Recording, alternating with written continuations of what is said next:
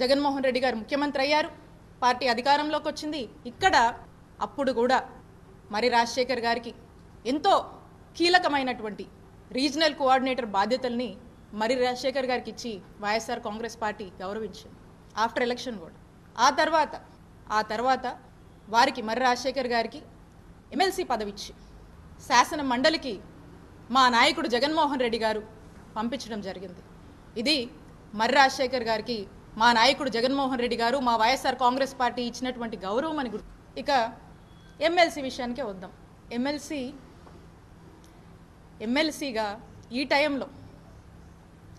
ఈ టైంలో ఎమ్మెల్సీగా ఉండి ప్రతిపక్ష పార్టీగా మనం ఉంటున్నటువంటి సందర్భంలో మరి ఈ ఎమ్మెల్సీని మరి రాజశేఖర్ గారు వైఎస్ఆర్ కాంగ్రెస్ పార్టీ తరఫున ఈ ప్రభుత్వం రెడ్ బుక్ పేరుతో చేస్తున్నటువంటి పాపాలని, మాయ మాటలు చెప్పి అబద్ధపు హామీలతో మోసం చేసి అధికారంలోకి వచ్చి ప్రజల్ని మోసం చేస్తున్నటువంటి విధానాన్ని వైఎస్ఆర్ కాంగ్రెస్ పార్టీ ఎమ్మెల్సీగా మరి రాజశేఖర్ గారు మరి శాసన మండలిలో గొంతెత్తి ఈ ప్రభుత్వాన్ని ప్రశ్నించుంటే మరి రాజశేఖర్ గారి గౌరవం ఎంత పెరుగుండేది అనేది ఒక్కసారి వారినే నేను ఆలోచించనేయమని అడుగుతున్నాను.